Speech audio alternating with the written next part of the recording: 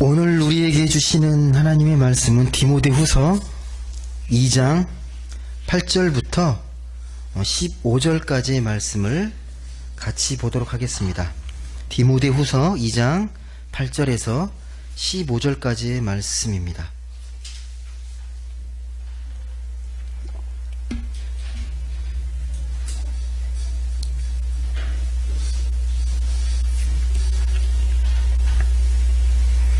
디모데후서 2장 8절에서 15절 우리 말씀을 이제 같이 교독해서 읽도록 하겠습니다. 제가 먼저 8절 말씀을 읽겠습니다. 내가 전한 복음대로 다윗의 씨로 죽은 자 가운데서 다시 살아나신 예수 그리스도를 기억하라.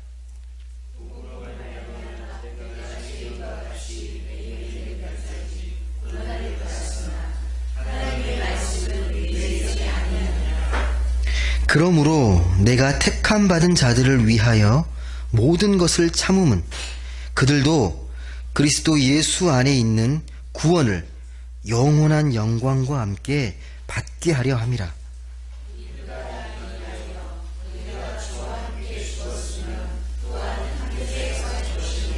참으면 또한 함께 왕노릇 할 것이요 우리가 주를 부인하면 주도 우리를 부인하실 것이라.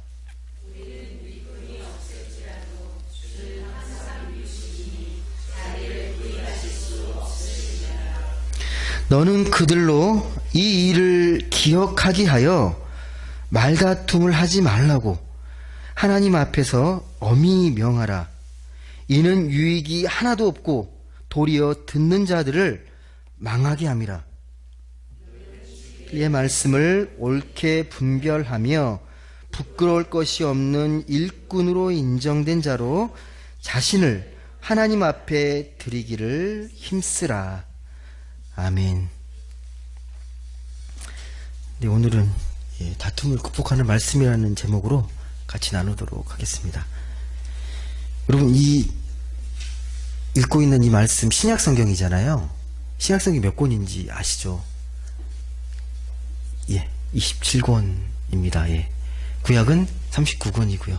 신약성경 안에서도 여러 가지의 이 책들이 있습니다. 그러니까 복음서가 있고 서신서가 있고 계시록이 있고 여러 가지가 담겨 있는데 오늘 읽었던 이 디모데 후서는 서신이에요. 편지.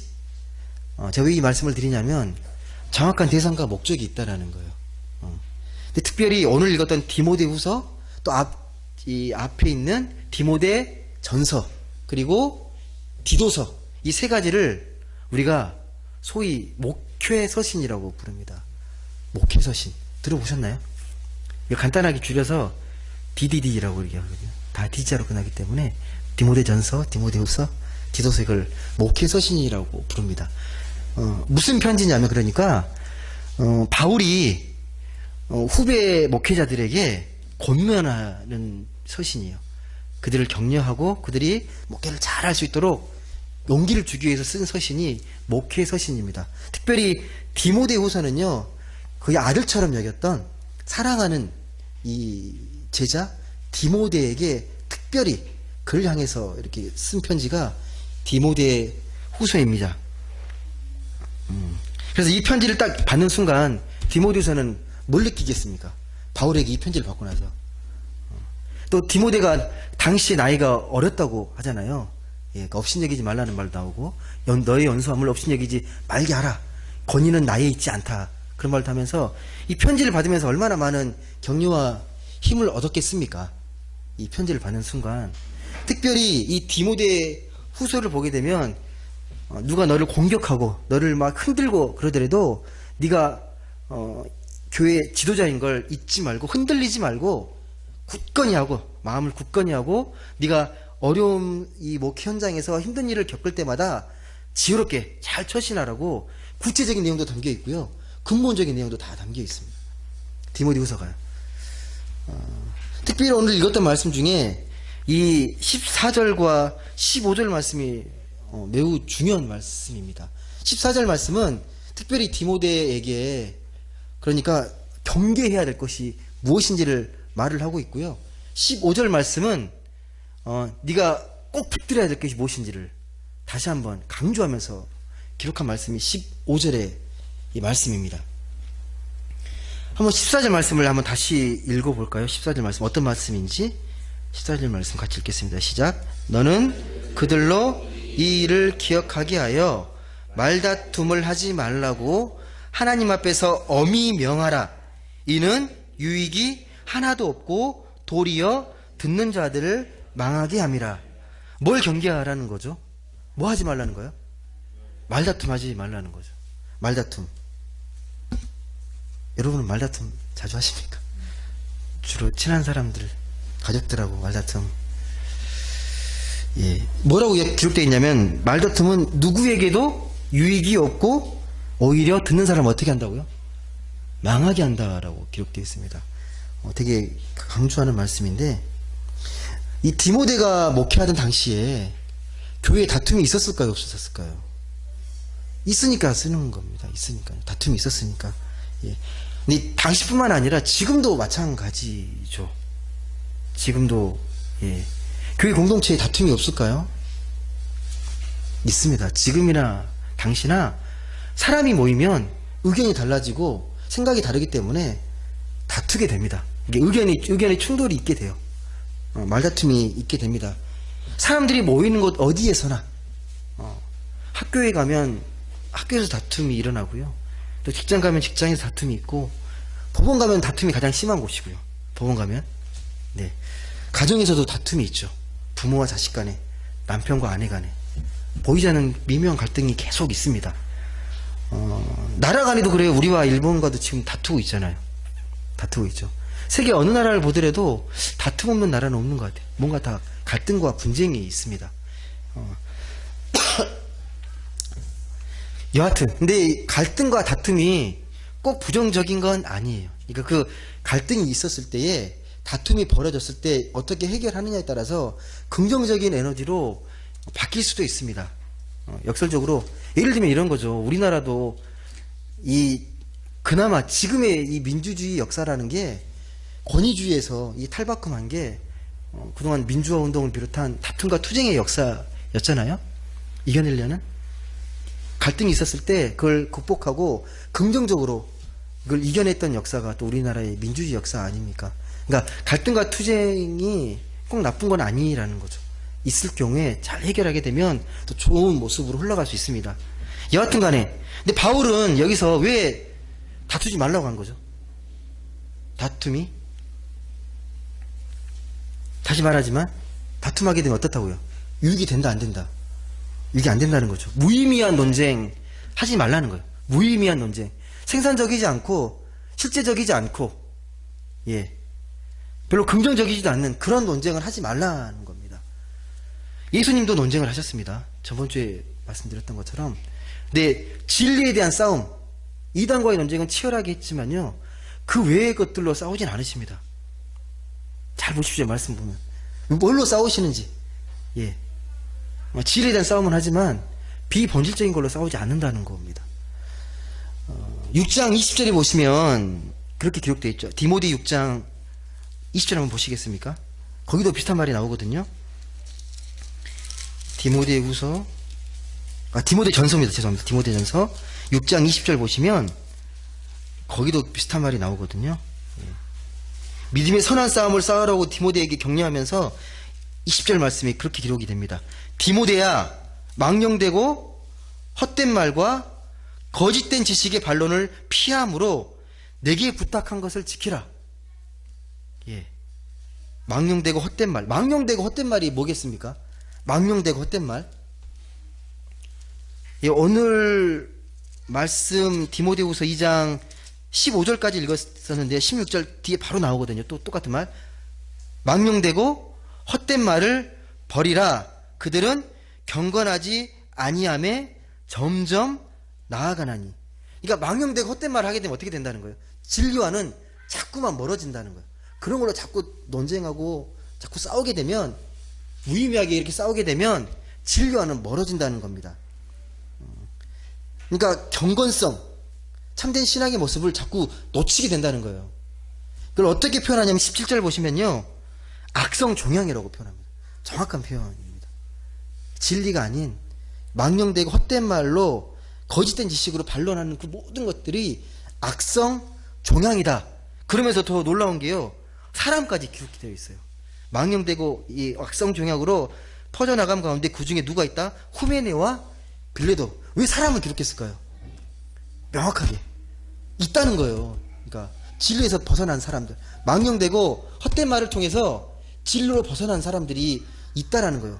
우리에게 경고를 하는 겁니다. 경고하는 거예요. 하지 말라고. 사람의 이름까지 거론하면서.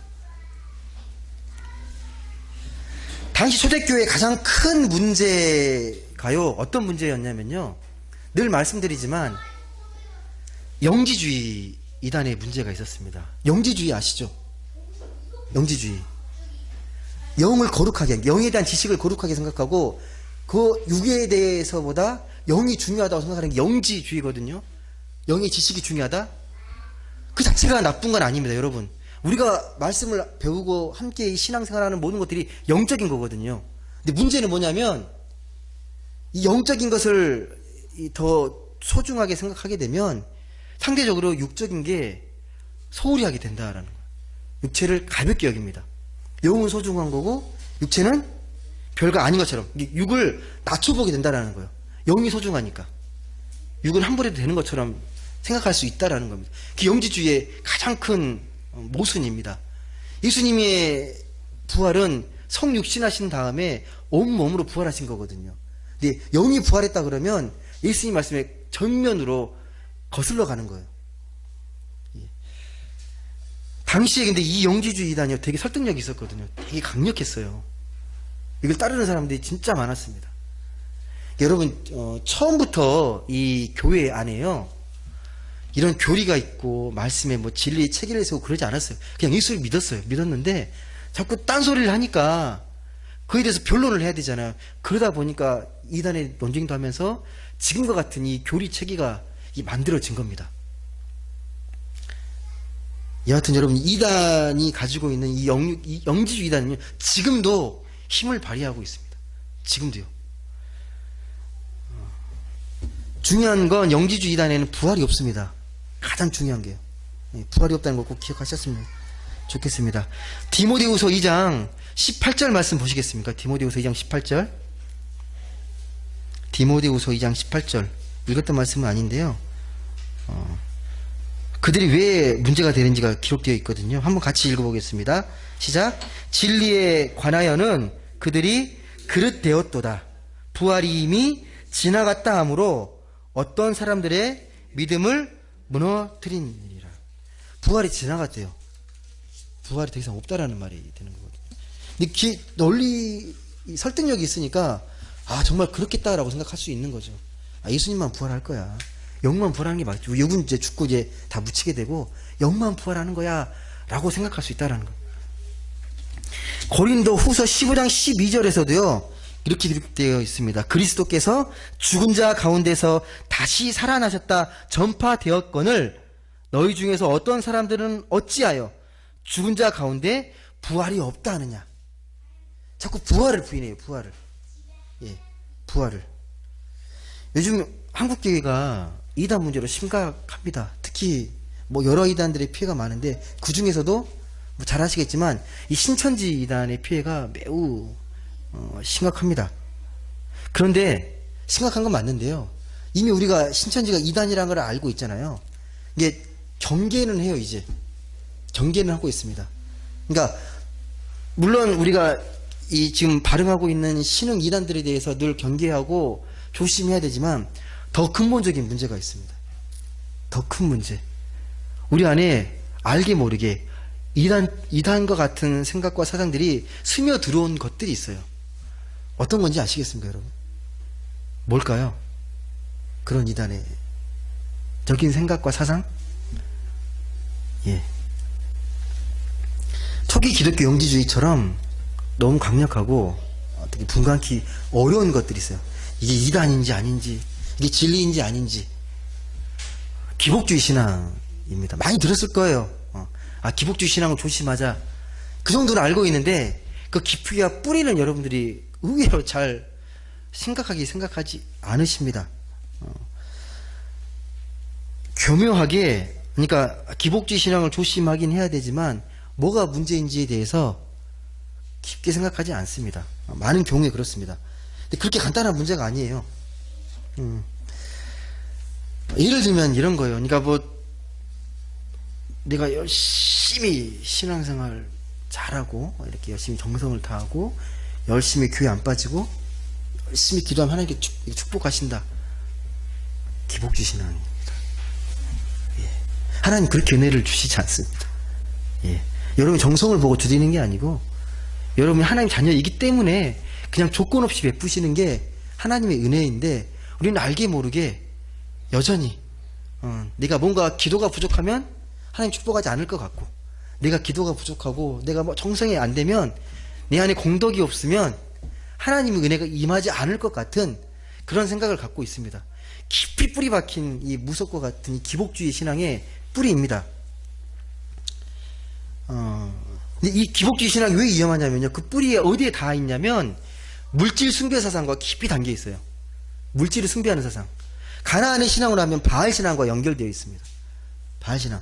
열심히 제사 드리고 열심히 정성을 다해서 더 큰 축복을 받게 된 이 신앙이 기복주의 신앙의 뿌리예요. 근데 이게 한국 교회는 진짜 만연해 있습니다. 근데 이걸 심각하게 여기거나 그냥 조심할 정도로 생각하지 깊은 우리가 본질적인 문제로 별로 여기지는 않습니다. 얼마 전에요, 저희 통합교단에 소속되어 있는 가장 큰 교회 중 하나예요.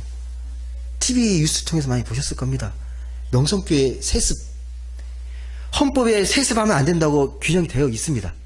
되어 있는데 마지막 총회 재판에서 명성교회 세습은 불법이다라고 재판을 내렸습니다. 결론을 내렸어요. 그걸로 끝났다고 생각을 했는데 최근에 그 포항 기쁨의 교회에서 총회를 열었었는데 거기 총회에서 다시 뒤집어졌습니다. 받아들일 수 없다. 수습위원회가 결성돼 가지고 어떻게 결론이 났냐면요, 총회 재판에 대해서는 승복하되 은퇴하신 목사님의 경우는 5년 후에는 세습이 가능하다. 예외 조항을 만들어 둔 거예요. 바로는 안 되는데 5년 뒤면 가능하다로. 이것이 이 선언되자마자요, 몇몇 교회가 또 세습하겠다고 또 나오기 시작했습니다. 그러니까 거의 헌법이 유명무실화 됐습니다. 초법적인 행위를 한 거죠. 이에 대해서 되게 많은 교회들이 우려하고요, 또 교회별로 아니면 노예별로 이렇게 성명을 내가지고 탄원하기도 하고 지금 그렇게 하고 있습니다. 여러 가지 움직임들이 있습니다. 이 한국교회 가장 큰, 어떻게 보면 이 큰 틀이 무너질 수밖에 없다라고 위기감을 느끼면서 신학교 교수님들도 지금 많이 이에 대해서 심각하게 생각하고 많이 고민하고 있습니다. 제가 왜 이 말씀을 드리냐면 이것도 기복신앙과 맞닿아 있습니다. 돈의 힘, 돈의 위력. 그러니까 명성교회가 이렇게 성장한 건 하나님 축복하신 건데, 이렇게 성장하고 이렇게 교세도 커지고 많은 것들을 이렇게 영향력을 행사하면서 이 축복받은 교회가 하겠다는데 너희들이 왜 우리 교회에 사는 일을 너희들이 맡냐? 왜 맡고 있냐? 개교에서 다 은혜롭게 기도하면서 투표하면서 결정한 것들을 왜 사회에서 너네들이 자꾸 반대하고 그러냐? 우리는 충분히 잘하고 있다 라고 나름 변명을 하는 거죠. 또 무슨 세습이냐? 세습 아니다. 오히려 십자가의 무거운 짐을 대신 지는 거다. 뭐 대기업을 물려받는 그런 차원하고는 차원이 다르다. 왜 그렇게 보냐? 라고 자꾸 이제 변명을 하는 거죠. 돈의 위력이 모든 걸 압도해 버렸습니다. 한 교회가 초법적인 총회를 뛰어넘는 권한을 행사하는 일이 벌어진 거죠. 명성교회 세습처럼 밖으로 확연하게 드러나는 대형 사건뿐만 아니라 한국교회 전반에도요, 이 기복주의 신앙의 뿌리가 많이 뻗쳐 있습니다. 오늘 우리도 아니라고 생각할지 모르겠지만 부분적으로 그런 신앙의 모습들이 담겨 있는지 몰라요. 기복적인 마음들, 좀 더 축복받고 싶은 마음들을, 그 자체가 틀렸다는 게 아니라 어떤 방법으로 내가 열심히 기도하고 열심히 뭐 헌금하고 열심히 교회 나오고 내가 교회 신앙생활 잘했으니까 축복을 받겠다. 이게 기복주의 신앙의 뿌리입니다. 여러분 전혀 그렇지 않다고 생각할지 모르겠지만 뭐 열심히 예배 드리고 말씀 읽고 나름대로 봉사하면 나는 기복주의 신앙 아니라고 생각할지 모르겠는데요. 교회 생활의 충실함이 그게 바로 복음적인 삶과 일치하는 건 아니에요. 죄송한데. 오늘 본문 앞대목에 보시면 2장 8절에서 13절까지의 그 말씀을 보시게 되면 바울이 목회에 필요한 조언을 해요. 디모데에게. 그러면서 구체적으로 처리할 일뿐만 아니라 네가 가지고 있어야 될 그 복음이 무엇인지에 대해 다시 한번 이야기합니다. 그게 8절에 기록되어 있습니다. 8절 한번 다시 한번 보시겠습니까? 8절 같이 보겠습니다. 시작. 내가 전한 복음대로 다윗의 씨로 죽은 자 가운데서 다시 살아나신 예수 그리스도를 기억하라. 9절 또 이렇게 말합니다. 9절 같이 읽겠습니다. 복음으로 말미암아 내가 죄인과 같이 매이는 데까지 고난을 받았으나 하나님의 말씀은 매이지 아니하니라. 이 두 구절만 보면요 복음이 뭔지 알 수 있습니다. 뭡니까? 한마디로 다시 살아나신 예수 그리스도가 복음이에요. 부활의 주님, 그걸 믿고 그걸 전하는 게 복음입니다. 여기서 기독교의 신앙의 정체성이 확인됩니다. 기복신앙의 뿌리가 아니고요 부활의 신앙이 우리의 뿌리입니다. 주님 다시 살아나신 것, 다시 거듭나는 것, 이게 우리 신앙의 뿌리입니다. 제가 여기까지 말씀을 드렸는데요, 제가 드린 이 말씀이 여러분의 삶에 실제로 여겨지십니까? 피부로 와 닿으십니까? 어떠세요? 정말 내 삶과 밀접하구나 라고 느껴지십니까? 아니면 여전히 추상적으로 여겨지십니까? 제가 했던 말씀, 이 말씀들이 어떠세요? 어떻게 여겨지십니까? 뭐 사람마다 다를 겁니다. 조금은 가깝게 여기는 분도 계실 거고 조금은 멀게 느껴지시는 분도 계실 거고. 저는 어떨까요? 제가 이렇게 말씀을 전하고 있는데, 저는 목사로서 살고 있는데 제가 완전한 복음에 매어서 산다? 바울처럼? 솔직히 자신 없습니다. 단지 이 말씀대로 살려고 작은 무림 몸짓을 하는 사람의 한 명입니다. 그러니까 예수님이 다시 살아나셨다, 이 부활의 신앙이 정말 무엇일까 늘 묵상하고 이 신앙을 우리가 삶 가운데 어떻게 이 복음대로 살아갈 수 있을지, 어떻게 적용할 수 있을지 고민합니다.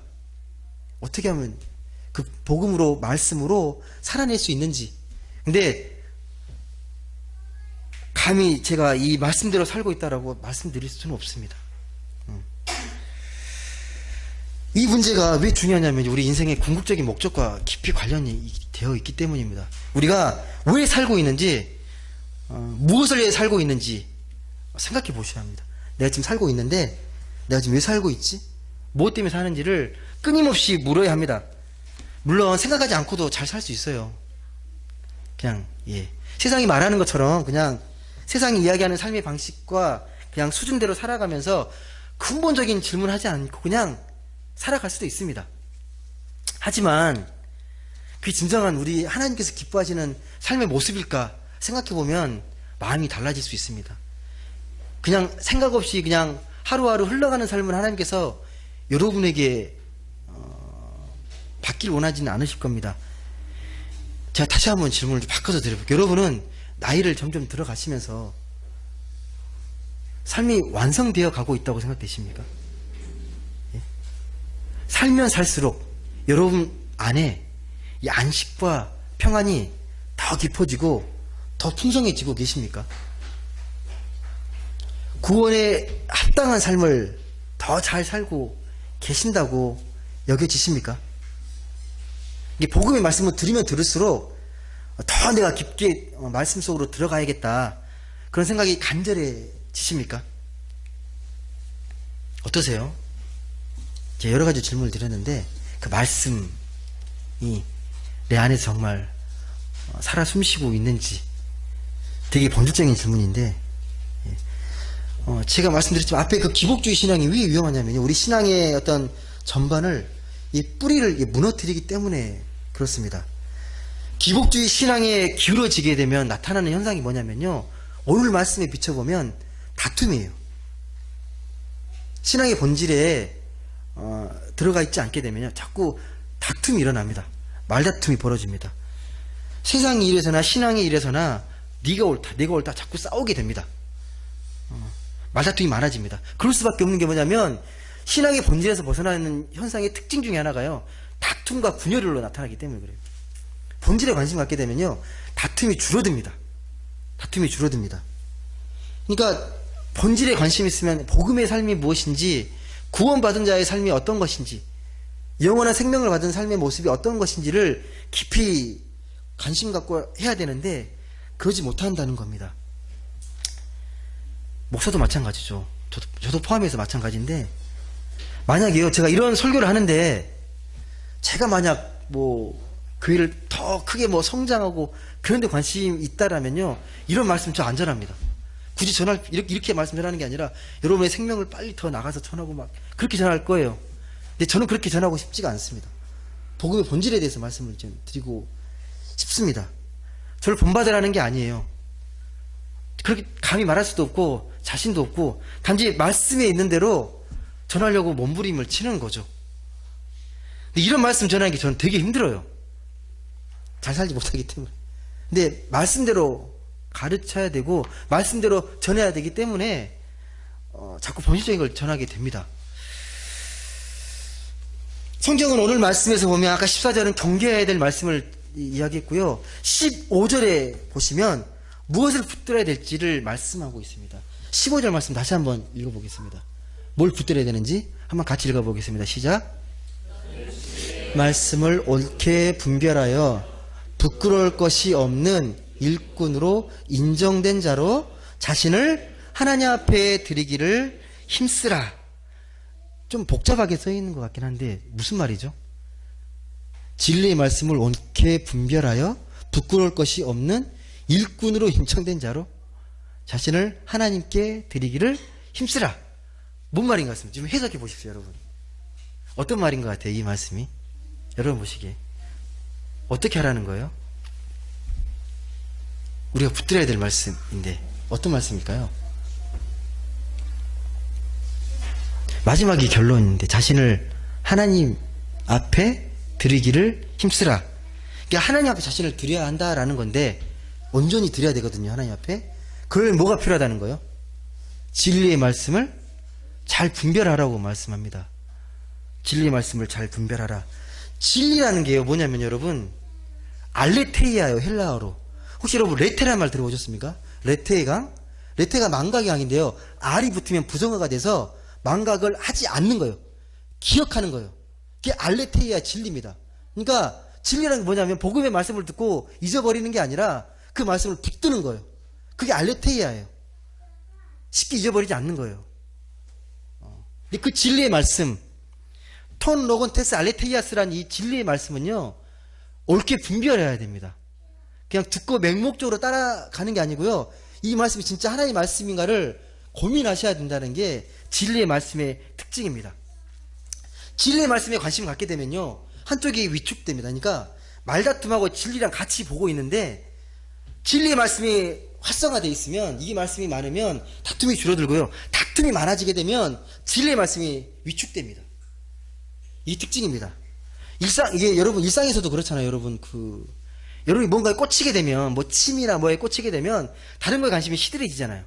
내가 독서에 관심이 많아지게 되면 TV를 줄이게 되는 것처럼 똑같아요. 진리에 관심을 많이 갖게 되면 말다툼이 줄어들게 되어 있습니다. 근데 말다툼이 많다는 건 그만큼 진리에 관심이 없다입니다. 예. 성경은 진리의 말씀을 단순히 전하는 게 아니라 옳게 분별하라고 이야기하고 있어요. 옳게 분별하시라고. 이단 논쟁할 때 여러분, 당시 상황에서 이단 논쟁이 왜 중요했냐면 진리를 지키는 건 생존의 투쟁이었어요. 여기서 져버리면 교회가 무너집니다. 그게 되게 중요했거든요, 당시에. 근데 당시 이 초대교회를 보면요, 영지주 이단과도 싸워야 했고, 또 유대교인들 있잖아요, 그들과도 또 긴장 관계였어요. 또 그 사도 바울이 세웠던 이방 교회들, 뭐 안디옥 교회를 비롯해서 수많은 이단 교회들은 또 이 유대인에 있는, 유대인 땅에 있는 이 예루살렘 교회하고도 긴장 관계였어요. 믿는 게 달라요. 유대 출신으로서 예수 믿는 거랑 헬라 출신으로 교회 믿는 거랑 다른 거예요. 자꾸 긴장하고 싸우게 돼요. 안카 밖으로 자꾸 이렇게 싸우고 흔들리니까 자꾸 흔들리는 거죠. 그 와중에 디모데가 지금 목회하고 있는 겁니다. 이 복잡한 상황 가운데서. 그래서 흔들리지 말라는 거예요. 너는 복음을 붙들어야 되는데 그 복음이 뭐라고요? 부활하신 예수 그리스도. 그걸 붙들으라는 거예요. 그 복음을 어떻게 하라? 옳게 분별하라고 말씀합니다. 복음을 옳게 분별하라. 듣고 맹목적으로 따르지 말고 이 진리인지 아닌지를 생각해 보라는 겁니다. 복음을 옳게 분별하는 게 목회자나 신학자만의 일이 아니라 특별히 이 시대를 살아가는 성도들에게 꼭 필요한 말씀입니다. 옳게 분별하라는 말씀. 이 말씀을 되게 민감한 겁니다. 제가 이렇게 말하는 거 있잖아요. 일반교 목사님들은 싫어합니다. 그냥 듣고 아멘 하길 원하지 그 말씀에 대해서 자꾸 따지고 하는 걸 되게 싫어하시거든요.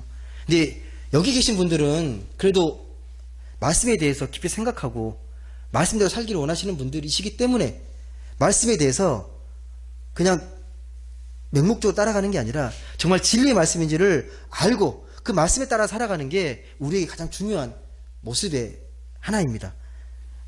한국교회 많은 경우가 그래요. 한국교회 많은 경우가 말씀을 그냥 듣고 아멘하고 할렐루야를 외치는데 꽂혀 있습니다. 아, 당연히 목사님 하신 말씀이니까 틀리지 않겠지.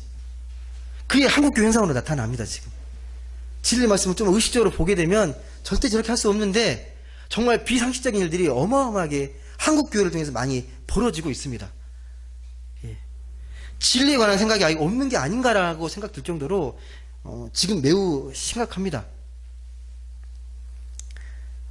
늘 들었던 내용을 반복해서 듣는 것으로 만족하거나 좀만 낯설게 말하면 그걸 되게 어려워하고 듣기 싫어합니다. 문자적으로 해석하길 원하시고 많은 경우에 그렇다는 겁니다. 많은 경우에 어느 면은 또 이해가 돼요. 여러분 일주일 동안 치열하게 삶의 문제라도 복잡하고 고민할 게 많은데 지금 말씀 듣는 순간이라도 편안하게 듣는 게 좋잖아요. 그냥 듣고 은혜 받고 이렇게 아멘하고. 하지만 그렇게 말씀을 맹목적으로 듣게 되면 신앙은 거의 잘하지 않습니다. 말씀에 대한 이 갈급함, 이 말씀에 대한 어떤 그 뜨거운 마음도 생기지 않고요. 옳게 분별하는 일은 진리의 말씀뿐만 아니라요, 삶 전체에 해당하는 일입니다. 여러분 그냥 분별력이 없이 그냥 살게 되면요, 자신도 모르는 사이에 그냥 힘에 떠밀려가는 인생이 돼버려요. 그냥 세상이 말하는 그런 인생, 힘에 떠밀리는 인생. 말씀으로 분별해서 내가 선택하는 인생이 아니라 그냥 세상의 풍조와 이 유행에 휩쓸려가는 그런 삶을 살아갈 수밖에 없다라는 겁니다. 여러분 실제로 살고 있습니까? 살아있다고 생각하십니까, 여러분? 여러분 이 일주일 동안 사시면서 아, 나 정말 살아있구나 이렇게 느끼십니까? 어떠세요? 아, 나 정말 살아있어. 그런 가치를 좀 느끼시면서 살아가십니까? 아니면 그냥 뭐 이렇게 바쁘게 분주하게 그냥 뭐 어떻게 산지도 모르게 그냥 또 후딱 또 지나가셨습니까? 한 주 아니. 요즘 유행하는 이 문화적 현상이 뭔지 아십니까, 여러분? 가장 유행하는 현상이 가장 많이 TV나 언론이나 매체를 통해서 가장 희화화되고 이슈화되고 있는 이 문화적 코드 현상이요, 좀비예요. 아세요? 유령이란 말입니다. 좀비 유령이란 말이 되게 많이 이야기가 됩니다. 좀비 특징이 뭐예요, 여러분? 죽었는데 산 것 같고, 산 것 같은데 죽은 것 같고, 그런 거잖아요. 유령도 마찬가지. 실체가 아니잖아요. 실체가 아닌데 뭔가 허상인데 자꾸 그걸 쫓아가는 것. 우리가 그럴 수 있다라는 거예요. 우리 삶이 살아있는 것 같은데 죽은 거랑 똑같이 살아가는 모습일 수 있다라는 거예요. 지금 사회가 그래요. 우리 모습들이. 저는 매일 밤 이 잠자리에 들면서 이제 기도를 하는데요, 기도하다가 가끔 느낌이 정말 이상할 때가 있어요. 그러니까 어제, 그제, 한 달 전, 1년 전, 한순간처럼 느껴질 때가 있어요. 기도하는 순간에요. 내가 딱 기도하는데 뭐 이게 어느 순간 와보니까 여기 있는 거예요. 엊그저께 내가 청년이었던 것 같고, 또 엊그저께 신대원 입학해서 제가 또 청년부 그 고등부 전도사 교육전도사로 활동했던 30대 초반 파릇파릇했던, 물론 지금도 그렇지만 여기서 제 나이가 지금 그래도 내일 모레 곧 50 저도 되어가고, 여러분 곧 60, 70 되어가시는 거죠. 맞나요? 예, 아무튼 한순간에 훅 지나가잖아요. 엊그제 일이 내일 모레 같은데 기도하는 제 모습을 보면서 어제가 오늘 같고, 예, 한순간이라는 느낌이 자꾸 들었습니다. 무엇이 중요하고 아닌지 옳게 분별하지 않으면요, 시간은 그냥 훅 흘러갈 것 같아요. 이걸 좀 다른 표현으로 철학적으로는 영혼 없는 동물이라고 표현합니다. 그냥 막 사는 거, 본능적으로 살아가는 걸 영혼 없는 동물이라고 이야기합니다. 여러분은 그 정도는 아니라고 저는 감히 여겨져요. 나름대로 의미를 찾으시고 보람을 찾으시고 그렇게 살고 있다고 생각합니다. 다만 이 옳게 분별하려고 해도 삶이 무엇인지 손에 잡히지 않으니까 늘 발등에 불 끄는데 정신이 없잖아요, 여러분. 미래를 계획하고 먼 하나님의 그런 꿈을 꾸며 나아가는 게 아니라 당장 이 발등에 떨어진 불 끄는데 여념이 없습니다. 우리 삶의 모습들이 그래요. 그렇기 때문이라도 우리는 옳게 분별하는 삶이 무엇인지를 잘 아셔야 합니다. 그렇지 않으면 여러분, 오늘 말씀대로라면요, 인생을 말다툼하면서 끝날 거예요. 다툼을 하면서. 나이가 들수록 여러분 그런 경향이 강해지는 거 아세요? 내 주관과 가치관이 점점점 굳어지고요. 그래서 점점점 자기 말을 따르지 않으면 적으로 여기고 싸우고 삐지고 돌아서고, 예, 그러다가 내 삶을 자꾸 강요하면서 요즘 말로는 꼰대라는 소리를 듣습니다. 꼰대라는 소리. 여러분 그게 맞다고 생각하는데 아니에요. 그게 되게 많습니다. 삶을 옳게 분별하면 삶이 어떻게 달라질까요, 여러분? 그러면요, 피부로 와 닿을까? 예. 확연하게 경험될 수도 있지만 아닐 수도 있어요. 워낙 천천히. 말씀이라는 게 그래요. 말씀대로 살아가려고 애쓰는 게 눈에 가시적인 게 막 드러나는 게 아니에요. 점점점 스며들어요. 그러니까 여러분이 10년 전에 믿었던 여러분의 그 신앙의 첫 모습과 지금의 모습을 좀 비교해 보시면 그래도 많이 달라져 있을 거예요. 처음 믿었을 때 하나도 모를 때랑 지금 예수를 믿고 그리고 신앙생활 하면서 달라진 내 모습이 분명히 있습니다. 점점점 변화되어 가는 거 맞습니다. 물론 다시 처음에 말씀드렸던 것처럼 그렇게 안 살아도 살 수는 있어요. 그냥 예, 그런 노력하지 않아도 내가 경제적 여유만 있으면 나름 쾌적하게 살 수 있다라고 생각할 수 있는데 하나님 보시기엔 아니라는 거예요. 예.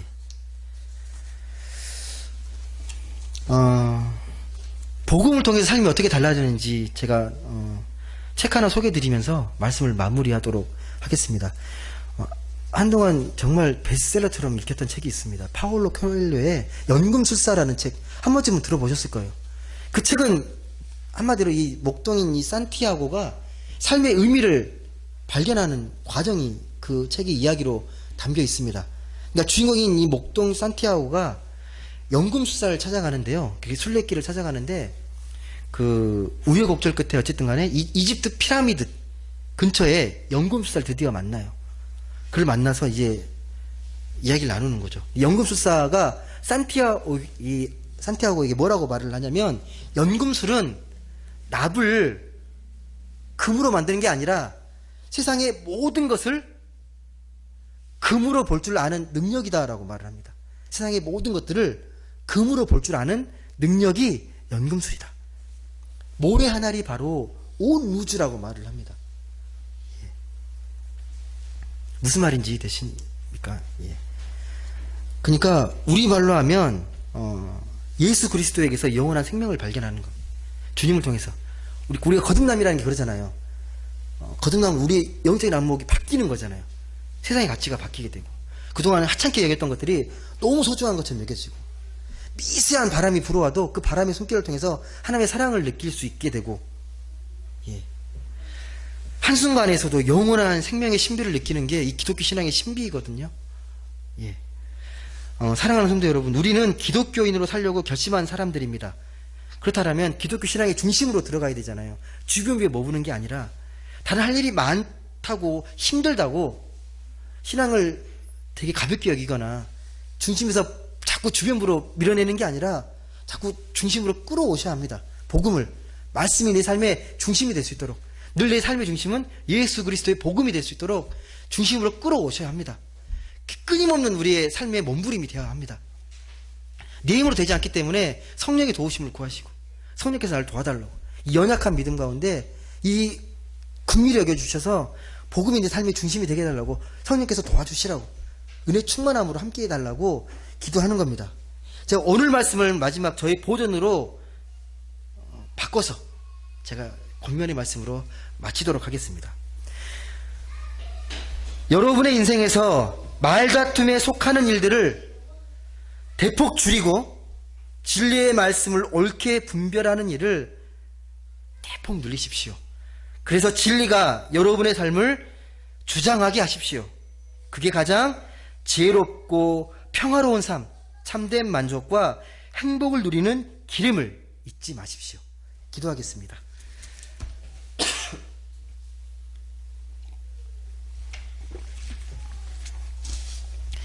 사랑과 은혜의 하나님, 감사드립니다. 오늘 우리가 하나님 믿는다고 하지만 여전히 많은 것들이 부족함을 고백합니다. 하나님 믿기보다 세상을 더 원하고, 세상의 물질과 세상에 누리는 많은 삶의 내용들을 더 원하고 있지는 않은지 이 시간 말씀을 통해 다시 돌아봅니다. 정금보다 귀한 이 복음의 말씀, 이 그리스도의 삶을 무엇보다 귀하고 가치 있게 여기며 그 삶의 중심으로 이 세상을 승리하며 나아가게 하여 주옵소서. 복음이 내 삶의 중심이 될 수 있도록, 그리스도가 내 삶의 중심이 될 수 있도록 성령께서 도와주시고, 말씀을 듣는 차원이 아니라 말씀을 옳게 분별하여서 그 말씀을 온전하게 삶 가운데 적용하고 말씀대로 생명력 있게 그렇게 살아가는 우리 모두가 되게 하여 주옵소서. 다툼이 많아지는 삶이 아니라 복음의 관심과 복음의 내용이 더욱더 많아지는 우리의 삶의 내용이 될 수 있도록 주님, 우리를 축복해 주옵소서. 감사드리며 사랑이 많으신 예수님의 이름으로 기도드립니다. 아멘.